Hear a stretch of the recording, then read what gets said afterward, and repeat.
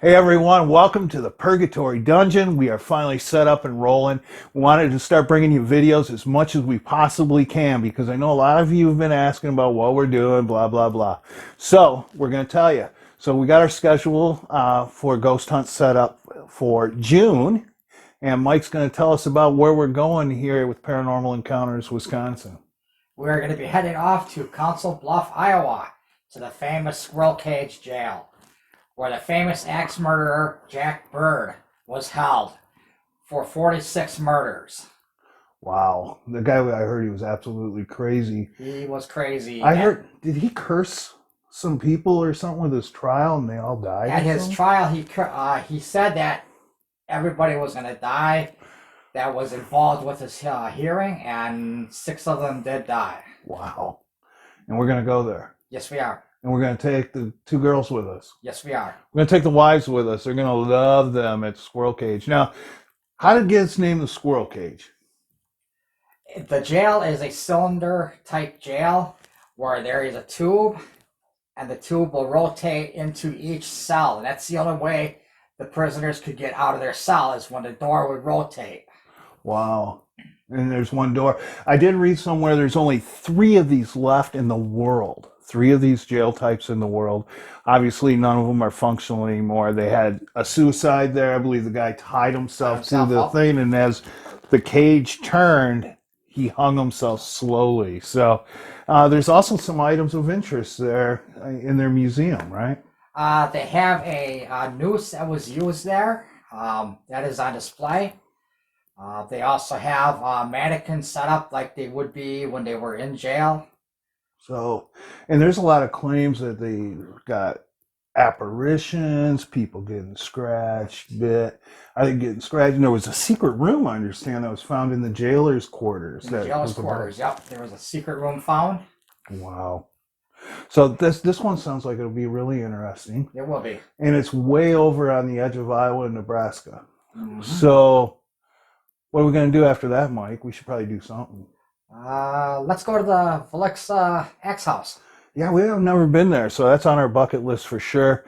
And we know 8 people were murdered there, and 6 of them were kids. Kids, yep. So, and you all probably know the story. We all seen it. So hopefully we hit it on the right night. I know sometimes people go places and we don't get anything at all. Other times you do. We only show you the stuff that we get. So we have files and files of video that would never be used, but you know, paranormal never acts up on cue. Right. I mean, if I could pay them off, I would, but it doesn't work that way in the afterlife, people. So we want to stay tuned to that. And this is the Purgatory Dungeon. We've built this. We've got different backdrops, and we're going to be doing some different things this year. Yes, we will. We're going to be talking a lot. We're going to look at doing maybe a graveyard episode where we talk about the different graveyards we've been to and just show you the best evidence from it instead of putting together this big entourage. The other thing is, I know a lot of people were talking about our videos are a little bit lengthy, so they can only get maybe halfway through them. So we're going to start chopping them up a little bit for you. We don't want to exclude much of the evidence, but what we're going to do is turn them into parts. So part 1, part 2, part 3. We try to keep them about no more than 20 minutes long on each one of them. So if you have any suggestions, that little comment box right there, see it? Yeah, right down there. Down there? Yeah. And then please leave us a comment. We will respond to you. So, and we're trying to get a lot of people subscribed to the channel. So hopefully eventually we can bring even better videos from better locations throughout the country. But I don't think there's much better than Squirrel Cage in Villisca, right, Iowa to start. I'm excited. So how come we didn't go during sweet corn season? I don't know. Things you guys do to me with my diet, no butter. But we look forward to bringing you guys plenty of new videos and stuff. So, and look for things that you've never seen. Some of the stuff we're about to show you is probably 10 years old that we just never rolled out. And what we're going to do is we can have a discussion forum. We'll be sitting right here, and we're going to bring it to you guys as much as we can, hopefully weekly. And we'll keep these videos small, short, and sweet, about 10, 15 minutes each, so you guys understand what's going on, etc.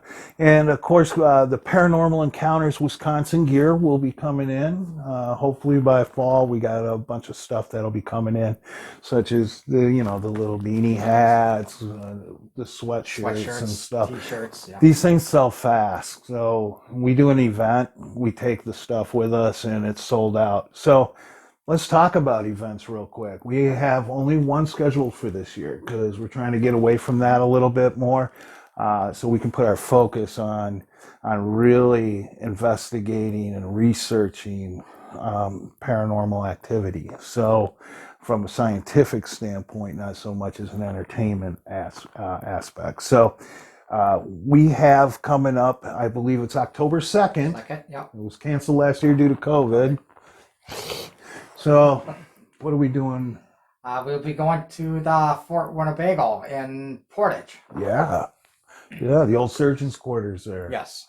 And we were kind of out there, and we kind of had a good time. I want to thank Blake Newby. He kind of helped us out on camera that night. Blake. We appreciate it. And some of the claims out there is a lady that walks between the old schoolhouse, which is actually sitting where the hospital was during the Civil War era, and of course a lot of famous generals or presidents had been there. Mm-hmm. So it was definitely an interesting evening when we were there. And Jude and the staff in Dallas, they've just done a fantastic job out there. Now, it's very important that when you come, you'll have to look down here in the comment section below. There'll be a link on where to get your tickets. A lot of these proceeds go to help to the restoration and keeping that part of history alive. It's very expensive to keep an old log cabin in an old schoolhouse, which my mother, by the way, was one of the last students at. So it was a fantastic location. And we just want to share it with you all. So at this event, it'll be a little different than some of the others. They're going to go over the history with you of the property and talk about who's been there, why they were there, about the Trapper family who lived there on the Fox River, and how they lost a child at 4 years old. Yep. And we actually communicate with this child, and she definitely reminds us she was 4 years old. Yes, so, she does. So we'll get some clips of that out too soon. So, but welcome to the dungeon, guys. I hope you like it. If you have any ideas or thoughts you care to share with us, please put them down below here. Hit that like button. It's so important that we hit the like button and subscribe button. So, and share it with a friend and share it on Facebook or any other social media outlets if you like what you see. So, in the meantime, I guess we'll see them in Iowa. Iowa, yep. So, but look for some short videos come out in between. So, we appreciate you.